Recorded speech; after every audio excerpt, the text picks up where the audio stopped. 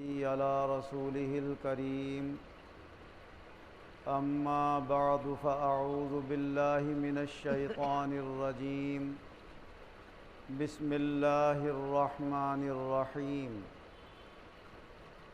وما خلقت الجن والإنس إلا ليعبدون ما أريد منهم من رزق وما أريد أن يطعمون ان اللہ هو الرزاق ذو القوة المتین۔ اللہ تبارک و تعالی اپنے کلام عظیم میں ارشاد فرما رہا ہے کہ میں نے جنوں اور انسانوں کو نہیں پیدا کیا مگر اپنی عبادت کے لیے، نہ میں ان سے روزی مانگتا ہوں اور نہ میں ان سے یہ کہتا ہوں کہ مجھے کھلاؤ۔ بے شک رزق دینے والا تو اللہ تبارک و تعالی ہے، وہ پوری قوت رکھنے والا اور ہر کام سنجیدگی سے کرنے والا ہے۔ اللہ تبارک و تعالی نے جنوں اور انسانوں کی پیدائش کا مقصد اس آیت مبارکہ میں بیان فرما دیا، اور خاص طور سے ان انسانوں کے لیے یہ سبق دے دیا کہ جو انسان اپنی جوانی کے جوش میں یا اپنے پیسے کے زور پر یہ چاہتے ہیں کہ ہم زیادہ سے زیادہ انجوائے کریں، اپنی جوانی کے مزے لوٹیں، اپنے پیسے سے مزے اڑائیں، سیر و تفریح کریں، کھیل کود اور تماشوں میں اپنے پیسے خرچ کریں، اسراف اور فضول خرچیوں سے ہم زیادہ سے زیادہ کام لیں، تو اللہ تبارک و تعالی نے بتا دیا کہ تمہارا کھیل کود اور تمہارا سرور اور خوشی مذہب اسلام کے اندر کوئی کھیل تماشا نہیں ہے، کوئی فضول خرچیاں نہیں ہیں۔ اگر تمہیں انجوائے کرنا ہے اور اپنے دل کو سرور دینا ہے تو اللہ کی عبادت سے دو، اور اس میں دل ایسا لگاؤ کہ اس میں تمہیں فرحت و راحت محسوس ہونے لگے،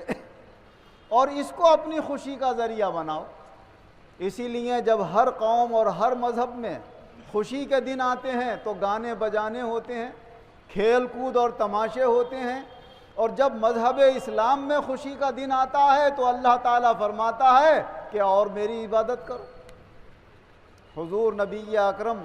صلی اللہ علیہ وسلم جب ہجرت کر کے مدینہ منورہ تشریف لائے تو آپ نے وہاں کے لوگوں کو یہ دیکھا کہ سال میں 2 دن ایسے آتے ہیں جن میں یہ کھیلتے کودتے ہیں اور اپنی مذہبی رسموں کے مطابق گانا بجانا کرتے ہیں۔ تو حضور صلی اللہ علیہ وسلم نے فرمایا بھائی یہ 2 دن کیسے ہیں کہ یہاں کے لوگ اس میں خوشیاں مناتے ہیں، کھیلتے ہیں، کودتے ہیں، ناچتے ہیں؟ تو لوگوں نے بتایا کہ زمانہ جاہلیت سے ہمارے آباء و اجداد ان 2 دنوں میں خوشیاں مناتے چلے آ رہے ہیں۔ تو وہ خوشی وہاں کے یہودی بھی مناتے تھے، مدینہ کے عیسائی بھی مناتے تھے، اور جو انصار کے قبیلے اوس و خزرج تھے وہ بھی اس دن خوشیاں منایا کرتے تھے۔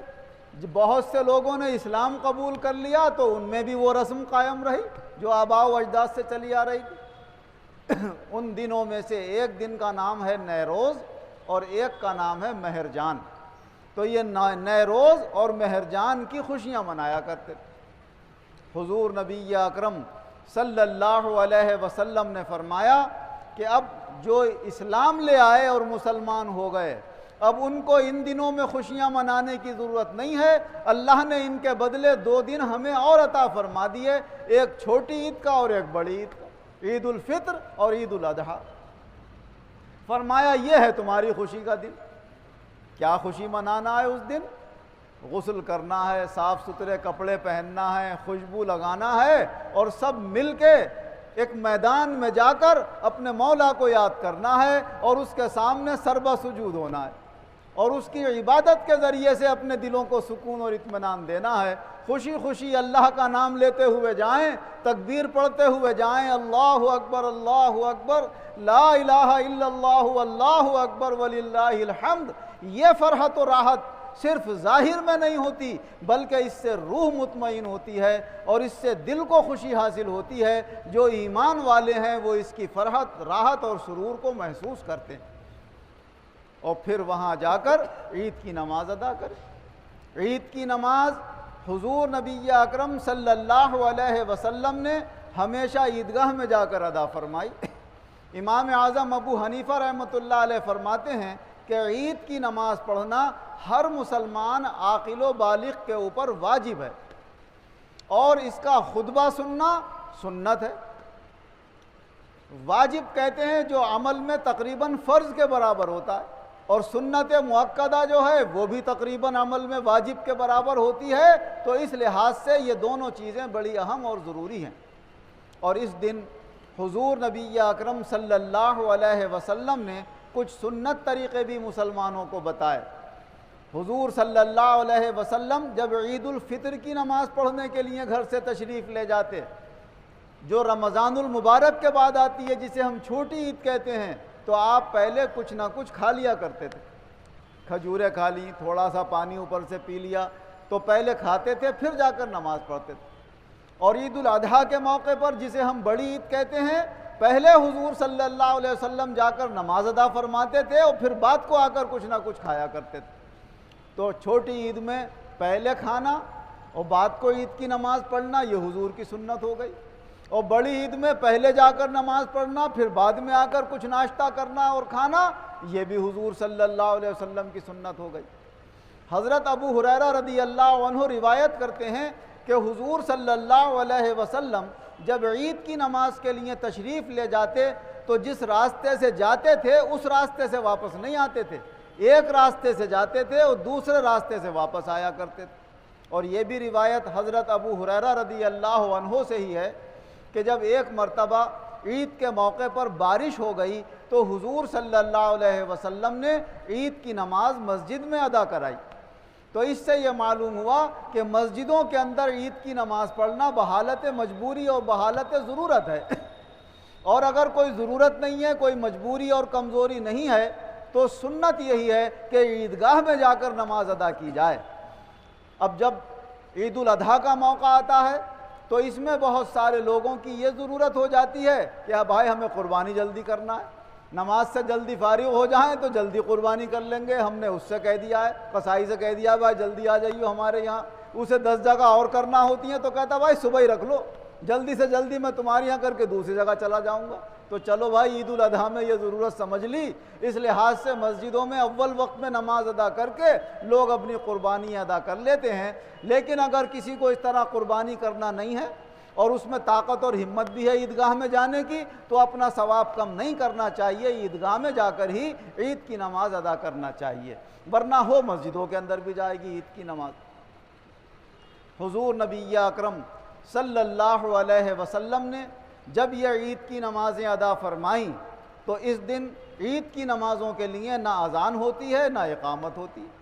اور نہ اس دن کوئی عید کی نماز کے وقت نفلی نماز پڑھی جاتی ہے۔ حضور صلی اللہ علیہ وسلم عید کی نماز سے پہلے بھی کوئی نفل اور سنت نہیں پڑھتے تھے اور عید کی نماز کے بعد بھی نہیں پڑھتے تھے۔ تو علماء کرام نے اس حدیث پاک کی روشنی میں یہ مسئلہ نکالا کہ عید کی نماز سے پہلے تو نفلی نماز نہ مسجد میں پڑھی جائے گی نہ عیدگاہ میں پڑھی جائے گی، اور عید کی نماز کے بعد عیدگاہ میں نفلی نماز نہیں پڑھی جائے گی۔ اگر کوئی اپنے گھر آ کر نفلی نماز پڑھنا چاہتا ہے تو وہ پڑھ سکتا ہے،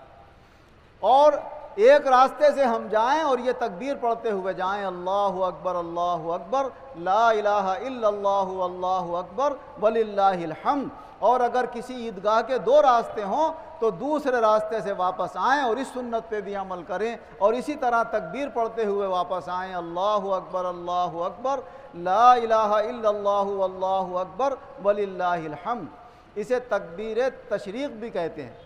اور یہ جو 9 تاریخ آئے گی ذی الحجہ کی، اس کی فجر کی نماز سے لے کر 13 تاریخ کی عصر تک یہ ہر نماز کے بعد پڑھنا بھی ایک مرتبہ واجب ہے، اور ایک سے زیادہ مرتبہ پڑھ لے تو مستحب ہے، کوئی حرج کی بات نہیں ہے۔ تو ہر فرض نماز کے بعد 9 ذی الحجہ کی فجر کی نماز سے لے کر لگاتار ہر نماز کے بعد یہ تکبیر پڑھی جائے، اللہ اکبر لا الہ الا اللہ واللہ اکبر وللہ الحمد۔ اور جب چاند کی 13 تاریخ ہو جائے تو عصر کی نماز میں پھر یہ تکبیر آخری تکبیر ہوگی، اور اس کے بعد مغرب کی نماز میں نہیں پڑھی جائے گی۔ اسی طرح جو لوگ قربانی کرنا چاہتے ہیں تو پہلے دن جو 10 ذی الحجہ جسے بڑی عید کا دن کہتے ہیں، اس دن قربانی کرنا زیادہ بہتر اور افضل ہے، اور اگر پہلے دن نہ کر سکیں تو دوسرے دن کر لیں، دوسرے دن نہ کر سکیں تو تیسرے دن کر لیں، تیسرے دن غروب آفتاب سے پہلے اپنی قربانی مکمل کر لیں، غروب آفتاب کے بعد پھر قربانی کا وقت ختم ہو جاتا ہے۔ اگر مجبوراً کوئی شخص نہیں کر پایا اور اس کا ارادہ تھا قربانی کرنے کا اور اس جانور نہیں خرید پایا یا نہیں ملا، تو اسے اپنی قربانی کے لائق پیسے یا جو حصہ ڈالتا وہ حصہ غریبوں میں تقسیم کر دینا چاہیے۔ تو مجبوراً وہ بھی اللہ تعالیٰ اپنے بندے کا صدقہ بھی قربانی کا قائم مقام کر دیتا ہے۔ اللہ تبارک و تعالی قرآن و حدیث کی روشنی میں ہمیں مسائل سیکھ کر صحیح طریقے سے عمل کرنے کی توفیق عطا فرمائے۔ آمین وآخر دعوانا ان الحمدللہ رب العالمین والعاقبۃ للمتقین والصلاة والسلام علی خیر خلقہ محمد وآلہ واصحابہ اجمعین۔ اے اللہ ہمارے گناہوں کو معاف فرما، آئندہ گناہوں سے بچنے کی توفیق عطا فرما،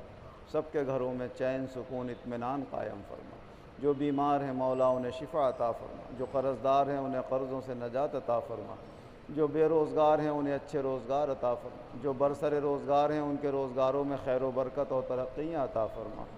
سب کو عید کی خوشیاں جائز طریقے سے منانے کی توفیق عطا فرما، سب کے گھروں میں عید کی خوشی کے لیے اہتمام اور انتظام پیدا فرما۔ اے اللہ ہم سب لوگوں کو ایمان و عزت کے ساتھ زندہ رکھ، ایمان و عزت کے ساتھ بآسانی خاتمہ فرما، اور ایمان و عزت کے ساتھ آخرت میں ہمارا حشر فرما۔ آمین بجاہ النبی۔